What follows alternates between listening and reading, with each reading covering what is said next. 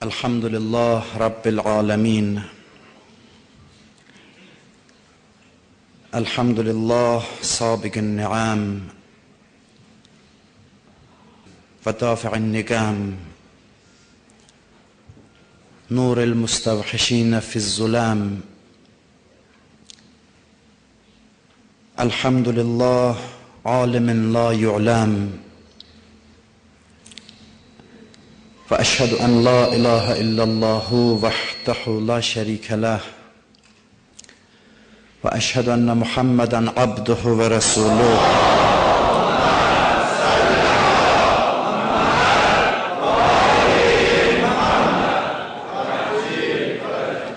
صلى الله عليه وعلى علي أمير المؤمنين، وعلى الحسن والحسين، وعلى علي بن الحسين، ومحمد بن علي، وجعفر بن محمد، وموسى بن جعفر، وعلي بن موسى، ومحمد بن علي، وعلي بن محمد، والحسن بن علي، والحجة القائم المهدي.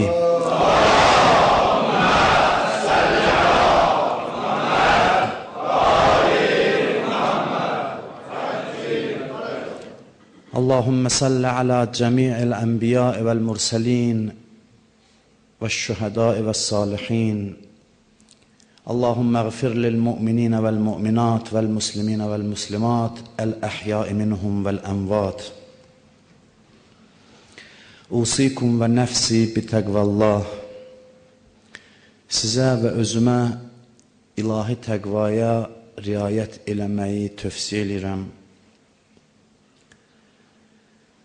İmam Həsən Əskəri əleyhissalamın mövludunun astanasındayıq. Sabah inşallah İmam Həsən Əskəri əleyhissalatu vəssalamın doğum günüdür, mövlud günüdür. İmam Həsən Əskəri əleyhissalamın şəxsiyyətini və zamanını tanımaq üçün istəyirəm bu neçə dəqiqədə qısa şəkildə İslamın tarixinə işarə eləyək. Peyğəmbərdən İmam Həsən Əskəri əleyhissalama qədər əlbəttə ki, bu moizənin, xutbənin vaxtının imkan verdiyi qədər. Peyğəmbər dəvətini Məkkə şəhərində başladı. Və bilirsiniz ki, hər Peyğəmbər dəvətə başlayan kimi hökmən bir dəstə insan Peyğəmbərlərə qarşı mübarizəyə başlayır. Yəni, nə zaman haqq öz dəvətini aşkar eləyirsə, batil onun qarşısına çıxır. Bu, tarixin dəyişilməz qanunudur. Haqq söz deyirsə, haqq iş görürsə, haqqın bərqərar olunması üçün çalışırsa, hökmən onun qarşısında da bir batil dayanmalıdır. Bu, dəyişməz bir qanundur. Peyğəmbər dəvətinə başlayandan sonra onun qarşısında batil cəbhəsi qərar tutdu. Bu batil cəbhəsi kimdən ibarət idi? Kafir və bütpərəstlərdən, müşriklərdən. Bir tərəfdə tövhid tərəfdarları, din tərəfdarları, qarşısında bütpərəstlər. Bunlar Allahu Əkbər şüarı ilə vuruşur, onlar bütlərini qaldırıb, bütlərinin adı ilə müharibəyə gedirlər. Birinin mübarizəsi Allah üçün, digərinin mübarizəsi bütlər üçündür. Açıq, aşkar mübarizə. 23 il ərzində Peyğəmbər bunlarla mübarizə aparır və 23 ildə bunları məğlub eləyir. Bunlar Peyğəmbərin qarşısından qaçırlar, çəkilirlər və nəticədə Peyğəmbər Məkkə şəhərini fəth eləyir. Məkkəni fəth eləyəndən sonra Kəbənin içində düzülmüş bütlərin hamısını üz üstə salır və tövhid bayrağını orada bərqərar eləyir.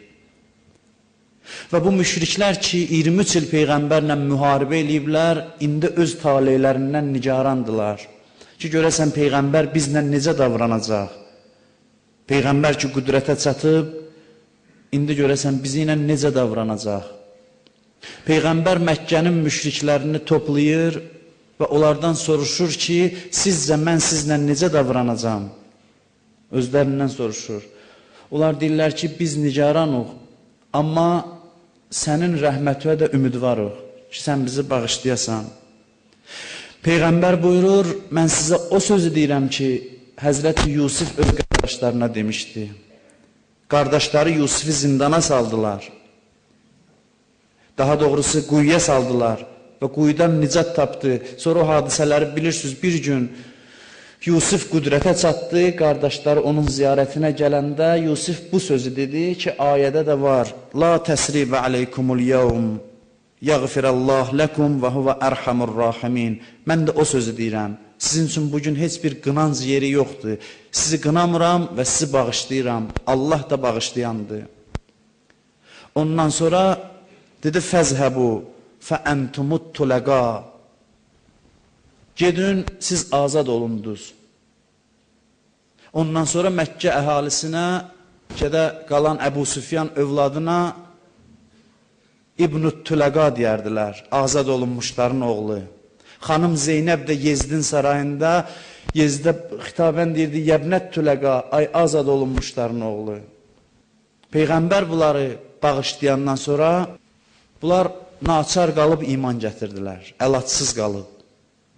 Kəlmə-i şəhadət dedilər və daxil oldular müsəlmanların cərgəsinə. Müsəlman ümmətinin içinə daxil oldular. Və fikirləşdilər ki, indi biz haqla mübarizəmizi necə davam eləyək? Mübarizə davam eləyir, bunlar rəngin dəyişdilər.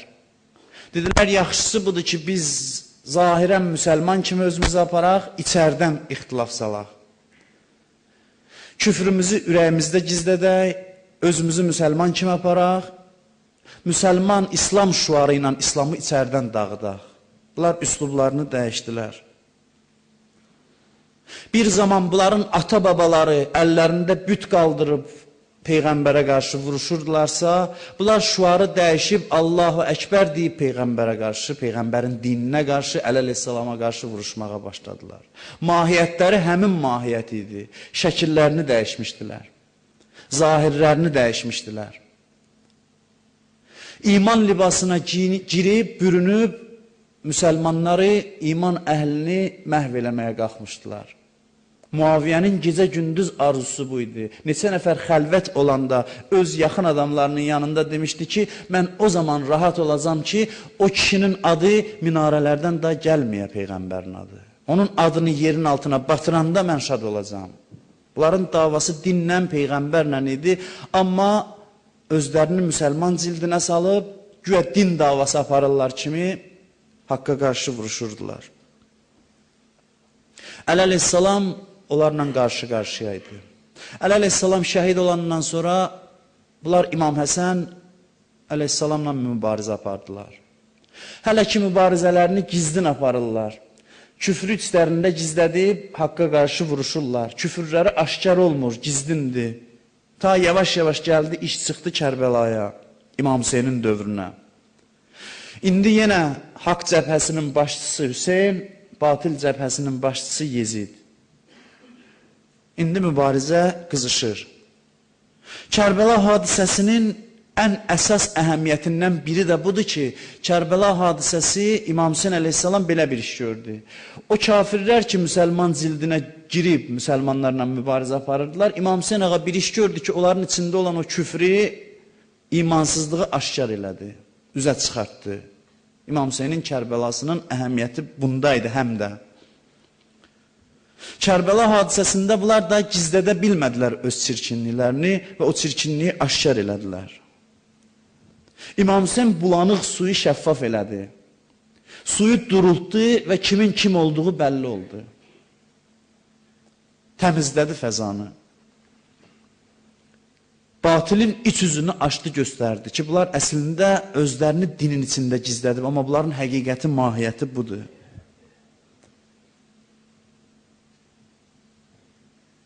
İmam Hüseyn hey özünü tanıtdırırdı. Peyğəmbər əbası giyirdi, Peyğəmbər əmmaməsi giyirdi. Mən Zəhranın oğluyam, mən Əlinin oğluyam, mən Peyğəmbərin balasıyam, mən cənnət cavanlarının ağasıyam. Bunu nə üçün eləyirdi? Ki, onların bütün bəhanə yollarını kəssin. Və kimin ürəyində zərrə qədər nuraniyyət varsa, haqqa tərəf gəlsin.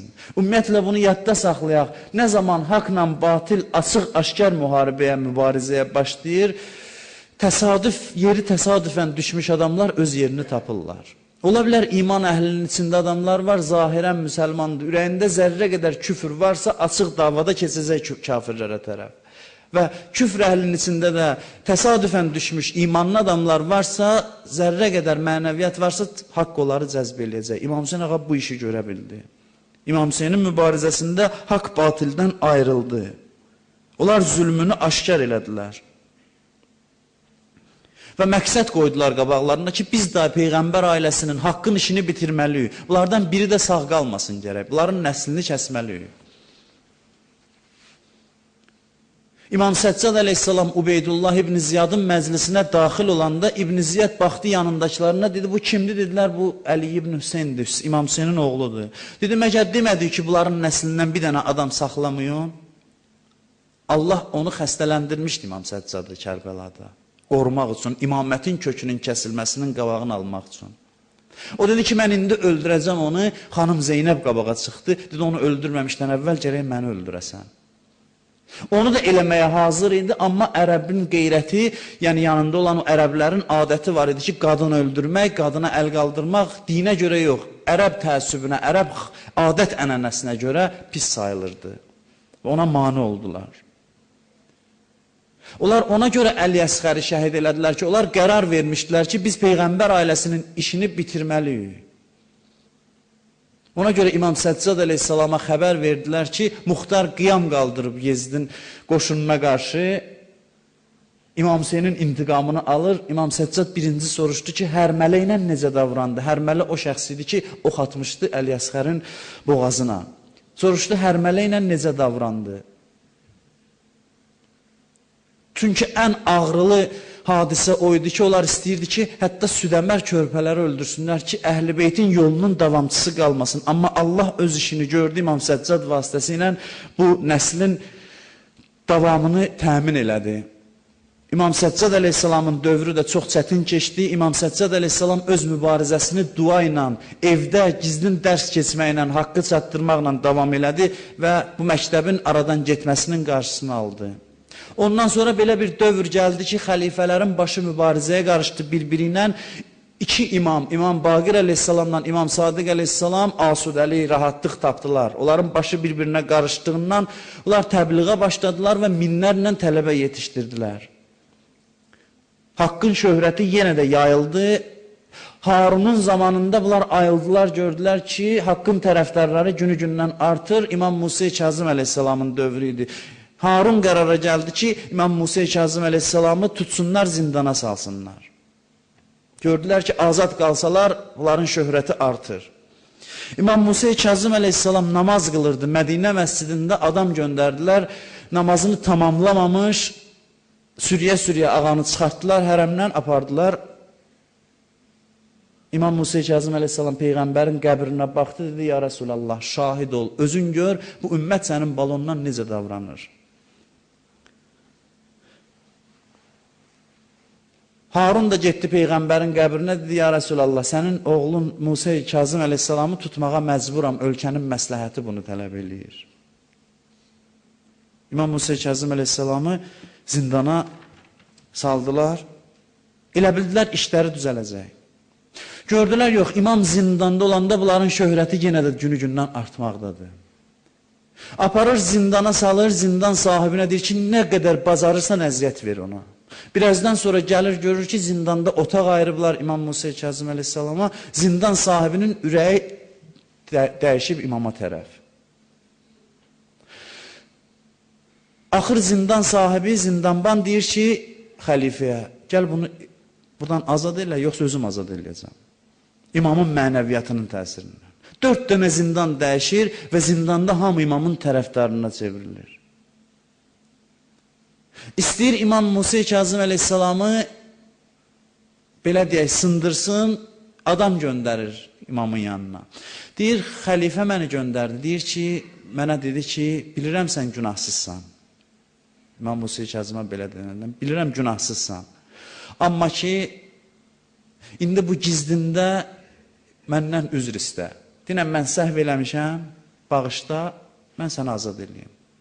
İmam Musa Kazım əleyhissalam etinasız deyir ki, mən bu işi görə bilmərəm. Mənim ömrümdən bir şey qalmayıb. Haruna denən ki, mənim ömrümdən bir şey qalmayıb və başlayır namazını qılmağa. Entumus sıratul əqvəm. İmamları ziyarətnaməsində deyirik, siz Allahın doğru yollarısınız. Və şühədâ'u daril fina. Dünyanın şəhidləri və şüfə'a'u daril bəqa. Ahirətin şəfilərisiz, şəfaət eləyənlərisiz. 12 imamın 11-ni şəhid elədilər nəyin üstündə? Ona görə ki, onların ruhu icazə vermirdi zalimlara əyilməyə. Musa Kazım əleyhissalam Haruna həmin cavabı verdi ki, İmam Hüseyin əleyhissalam Yezdə o cavabı vermişdi. Onların ruhu o qədər əzəmətli idi ki, zülmün qabağında əyilməyə qəbul eləmirdi. Əli əleyhissalam deyirdi, and olsun Allaha, mən yataqda ölməyə nifrət edirəm. Mənə 1000 zərbə dəysin, qılınc zərbəsi, o mənə daha xoşdur ki, mən rahat ölümlə dünyadan göçəm. Zindanda gördülər ki, bunun şöhrəti azalmır, artır, dedi, neyniyək, zəhər verək, onu da şəhid eləyək. İmam Musa Kazım əleyhissalamı da şəhid elədilər. Sonra fikirləşdilər, gəlb dəyişək üslubu. İmam Rıza əleyhissalamı gətirək saraya, azad qoyaq, bəlkə azad qoysaq, cəmaat da bunlardan çəkilər. Bəlkə bunları sıxdıqca cəmaatın rəğbəti çoxalır. İmam Rıza əleyhissalamı saraya gətirdilər, vəliəhd elədilər. Elə bildilər, bu ilə nüfuzdan salacaqlar, gördülər, o qədər şöhrətli oldu ki, siz fikir verin, İmam Rıza əleyhissalamdan sonra bütün imamlara İbnül Rıza deyirlər, Rızanın oğlu. O qədər məhşurlaşmışdı İmam Rıza. Gördülər ki, şan şöhrəti, məhşurluğu gün-gündən artır, dedilər, neyini, onu da şəhid eləyək. Bunlar avara qalmışdılar, hansı yolla mübarizə aparaq? Ondan sonra şəhid elədilər. Şəhid eləyəndən sonra, ondan sonra gələn 3 imam ən ağır tarixi dövrdə yaşayıblar. Ömürləri çox qısa olub, özdə çox əzab, əziyyət çəkiblər. İmam Muhammed Təqi əleyhissalam, İmam Əli Ənnəqi əleyhissalam, İmam Həsən Əskər əleyhissalam. Çox ağır şəraitdə yaşayıblar. İmam Həsən Əskərinin əskəri ləqəbi bilirsiniz nədəndir? Əskərlər qalan yerdə mühasirədə saxlayırdılar İmam Həsən Əskər əleyhissalam.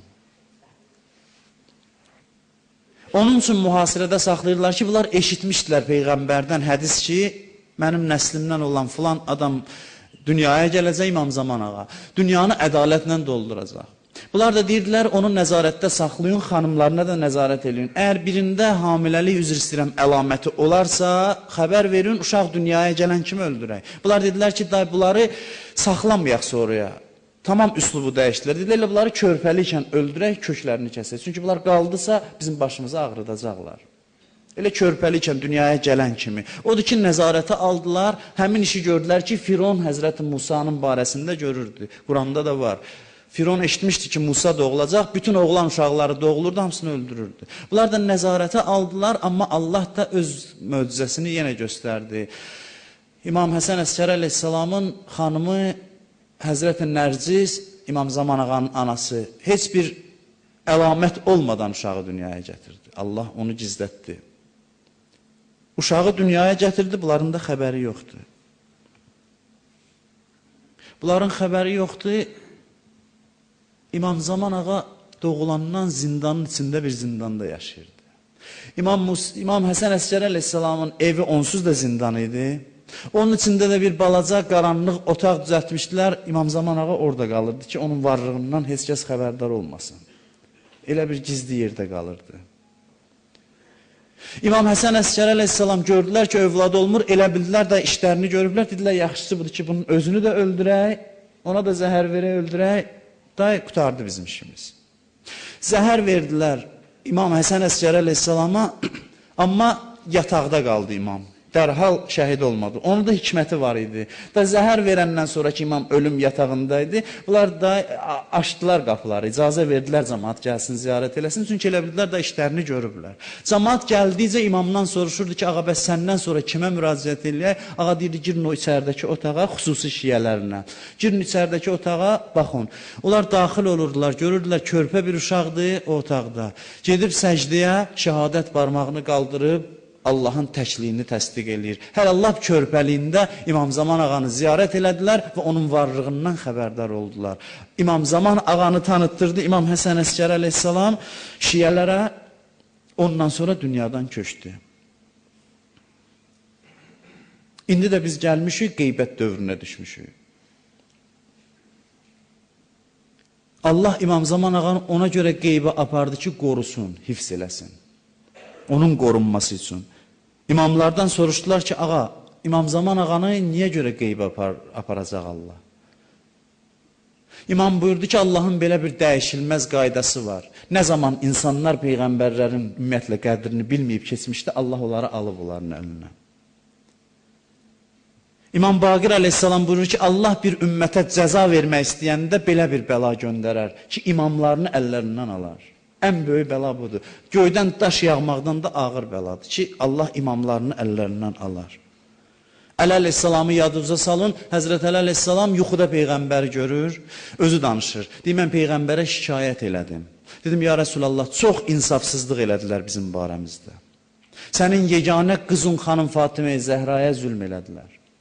Bu zülmlərin hamısını danışdım. Deyir, mənə dedi ki, Əlican, bəddua elə onlara. Deyir, onda mən əlimi duaya qaldırdım, dedim, ilahi, al məni onlardan. Bəddua yəni bu. Al məni onlardan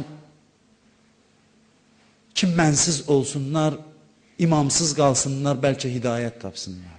Bunların yolu belə olub. Əgər bizi qəbul eləmirsizsə, biz sizi bezdiririk, narahat eləyirik, bizim vücudumuza dözə bilmirsizsə, biz gedə bilərik. Bizim ədalətimizə dözməyə taqətimiz yoxdursa, biz gedə bilərik. Və Əli əleyhissalam gedəndən sonra başa düşdülər Həzrət Əlinin kimliyini. İmam Zaman ağanı da Allah onun üçün bizdən alır və İmam Zaman ağanın bizim əlimizdən alınması bir ümmət kimi bizim xəcalətimizdir. Müxaliflərin yeri var bizə desinlər müxaliflər ki, siz necə ümmətsiz ki, imamınız yoxdur aranızda. Və onun zuhurunun gerçəkləşməsi bizdən asılıdır. Onun yolu nədir? Onun yolu budur ki, onun məktəbinə əməl eləyəsən və o məktəbi bərqərar eləyəsən cəmiyyətdə. Tanıtdırasan başqalarına. Özün də əməl eləyəsən, islah olub islah eləyəsən başqalarını. Biz belə deyənmərik, İmam Zaman, biz sənin dinivə əməl eləyə bilmirik. Amma istəyirik sən gəlib ədaləti bərqərar eləyəsən. Axı İmam Zaman ədaləti din vasitəsilə bərqərar eləyəcək. Odur ki, biz dini gərək qəbul eləyə bilək. Dinə əməl eləyək ki, İmam Zaman ağanın da qədrini bilək. İmam Zaman ağanı dindən ayrı təsəvvür eləmək olmaz. Və İmam Zaman ağa deyirlər, bəzən bir cəhətdən imamların hamısından çox məzlumdur. Ona görə ki, Allah ona çox ömür verib və bütün bu çətinlikləri də gözü ilə görür. Biz hərdən elə bilirik ki, İmam Zamanın qeybətinə biz çox narahatıq. Amma belə bir şey təsəvvür eləyin, elə bil, məsələn, deyək bir yerdə atanı həbs eləyiblər. O bəzi şüşələr var, görsən, içərdən çöl görsənər, çöldən içəri yox. Təsəvvür eləyin ki, bir atanı həbs eləyiblər, orada qalıb, baxır çölü görür, amma çöldəkilər onu görmür. Görür, uşağı yıxılır,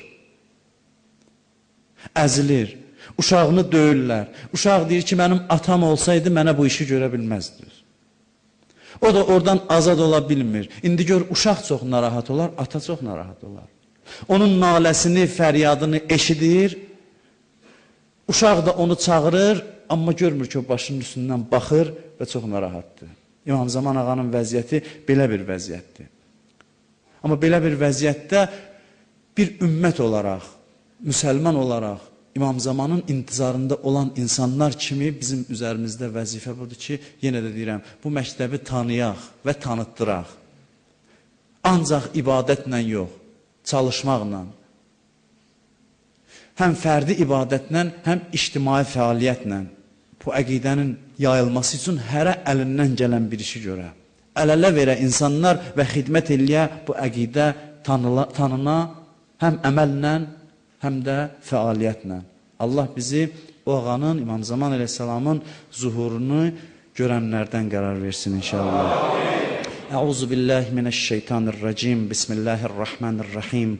Qul huvallahu ahad, Allahus samad, ləm yəlid və ləm yulad və ləm yəkul ləhu kufuvan ahad. Sadaqallahul aliyyul azim. Allahümme salli ala Muhammed ve ali Muhammed ve accil fərəcə. Olunan xütbənin, danışanın, eşidənlərin qəlbində təsirli olmasına Muhammed-ə ali Muhammedə salavat deyin. Allahümme salli ala Muhammed ve ali Muhammed ve accil fərəcə. Xəstələrin, məxsusən nəzərdə olan xəstələrin şifa tapmasına, müşküldə olanların müşküllərinin həll olmasına, Həzrət Əbəlfəz ağanın pak ruhuna salavat deyin. Allahümme salli ala Muhammed və ali Muhammed və accil fərəcə. Onlar ki, İslamın xidmətindədirlər, müvəffəq olmalarına, onlar ki, İslama xəyanət edirlər, müsəlman cildində, hər hansı zilddə İslamla, müsəlmanlarla mübarizə aparırlar, zəlil olmalarına, İmam Zaman əleyhissalamın zuhurunun təzilinə salavat deyin.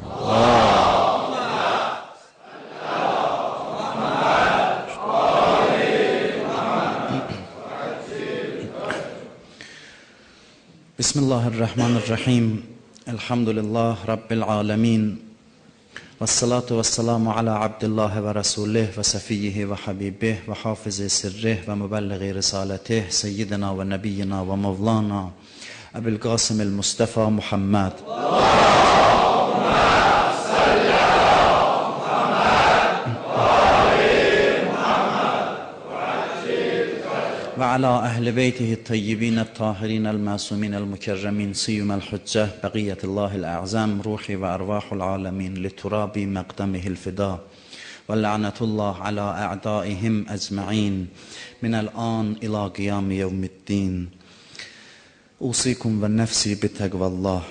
İmam Səccad əleyhissalam dualarının birində ki, səhifə-i Səccadiyyədə bu dua qeyd olunub. Allaha xitabən müraciət eləyərək belə deyir. Deyir, ya mən zikruhu şərəfun lizzakirin. Vəşğəl qulubəna bizikrikə an kulli zikr. Deyir, ey o kəs ki, onu yad eləmək, onu zikr eləmək, zikr eləyənlər üçün şərəfdir. Bizim ürəklərimizi özündən başqalarını yad eləməkdən uzaq eləyib, öz zikrinlə məşğul elə. Bu İmam Səccad əleyhissalamın duasıdır. Ey o kəs ki, Allaha belə deyir, ya mən zikruhu şərəfun lizzakirin. Ey o kəs ki, onu yad eləmək, yad eləyənlər üçün şərəfdir. Hərənin bir şeyə iftixarı var. Hərə bir şey özünə şərəf, şöhrət bilir. Birinin görürsən malı çoxdur, onu özünə şan, şöhrət bilir. Birinin övladı çoxdur, onu özünə şan, şöhrət bilir. Biri məqam, vəzifə sahibidir, onu özünə şan, şöhrət bilir. İmam Səccad əleyhissalam buyurur ki, belə insanlar da var ki, onlar Allahı zikr eləyən adamlardır və onlar üçün ən böyük şərəf Allahı yad eləməkləridir. Allahı zikr eləməkləridir. O qəlb ki, Allahı zikr eləyir, başqa məşğuliyyətlərdən azaddır, başqa məbudlardan azaddır. Allahı yad eləmək, alimlərimiz deyir, 3 mərhələdədir. Birincisi, dil mərhələsidir. Zikrin birinci mərhələsi. Dil mərhələsi nədir? Yəni, insan təsbih götür əlinə, deyə, elhamdülillah, elhamdülillah, elhamdülillah, ya subhanallah, ya salavat deyə. Allahın adlarını deyə. Bu, əslində zikirdir. Zikrin həqiqəti başqa şeydir. Bu, zikrin ilk mərhələsidir. Zikrin ikinci mərhələsi qəlb zikridir. Yəni, insan qəlbən Allahı yadında saxlaya, Allahı düşünə, Allahı xatırlaya. Üçüncüsü də bədənin zikridir. O da qəlb zikrinin nəticəsidir. Bədənin zikri nədir? Yəni insanın bütün hərəkətləri Allah üçün ola. Danışmağı, sükutu, baxmağı, getməyi, gəlməyi, neynirsə Allah üçün ola. Allah bunun bütün hərəkətlərində təcəlli eləyə, özündən bir şey olmaya. Bütün varlığı, vücudu Allah üçün ola, nəfəs çəkməyi Allah üçün ola. Bu da bədənin zikridir. Və bunu da demək istəyirəm ki, qəlbin zikri də 3 mərhələsi var. 3 mərhələsi. Zikrin ən aşağı mərtəbəsi budur ki, insan günah eləyəndən sonra Allahı yadına sala. Bu ən aşağı mərhələdir. Günah eləyib peşman ola, Allah yadına düşə, tövbə eləyə. Bu zikrin aşağı mərhələsidir. Biri var günahı günah üstündən eləyə, yadından çıxarda. Biri də var yox, günahlarını yadında saxlaya və peşman ola, Allahı yadına sala. Günahdan sonra hədislərdə var ki, hər günahdan sonra bir tövbəniz olsun qiyamət üçün. Hər gün tövbə yəni peşman olasınız bu mənada. Günah eləmisinizsə heç olmasa hər dəfə peşman olun. Ən aşağı mərhələ budur. Günahdan sonra insan Allahı yadına sala. Xəcalət çəkə, peşman ola, utana, deyə ilahi bağışla məni. İkinci mərhələsi budur ki, günahdan qabaq Allahı yadına sala. Günah qabağına çıxanda Allah yadına düşə və o günahı eləməyə. Bu ikinci mərhələsidir. Bu ondan daha üstündür. Günah qabağına çıxanda deyim, deməyim, yiyim, yeməyim, gedim, getməyim. Nə qədər bizim qabağımıza gündə bu suallar çıxır. Diqqət eləsək çox çıxır. Bunu eləyim, eləməyim. Orada Allah yadına düşə, Allahın əmrini götürə. Allah nə deyib, ona əməl eləyə. Bu da zikrin ikinci mərhələsidir. Günahdan qabaq Allahı yad eləmək. Bu daha üstündür. Üçüncü mərhələsi isə o bizim yox, ali dərəcədə olan insanların mərhələsidir ki, hər an Allah yadında ola insanın. Hər an. Hər an Allah gözünün qabağında ola. Hadisələr aparmaya insanı. Hadisələr hərdən bizi aparır.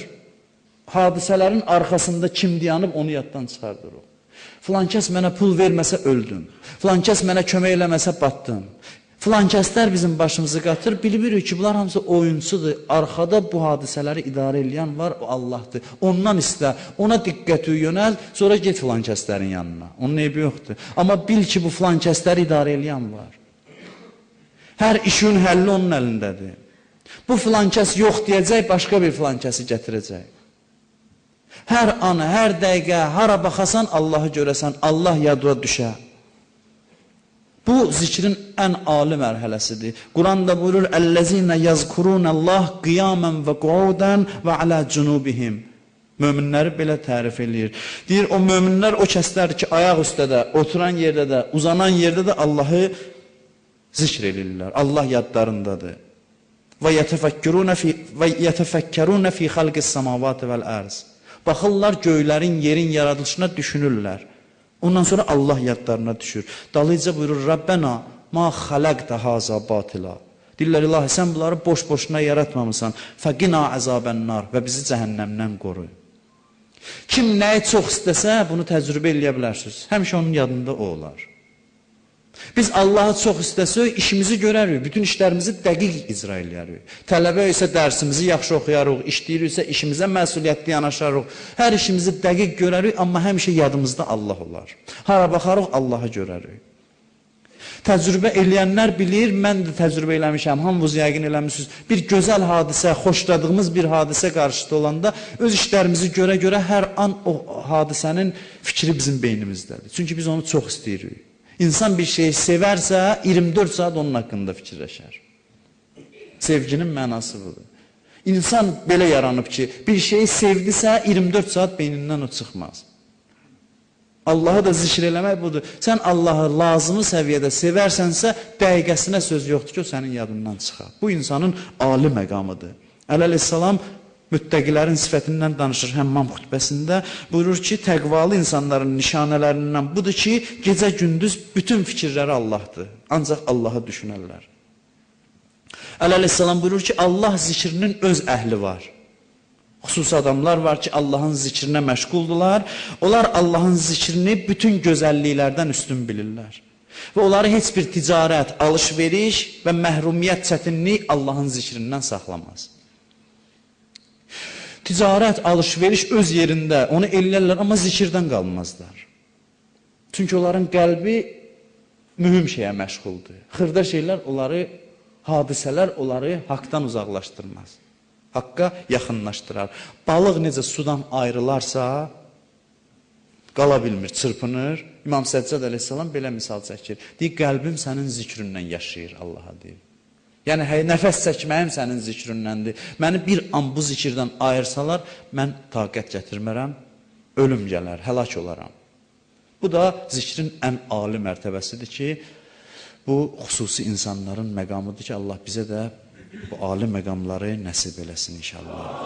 Əuzu billahi minəşşeytanirracim. Bismillahirrahmanirrahim. İza cəə nəsrullahi vəl-fəth və rəeytən nasa yədxulunə fi dinillahi əfvaca.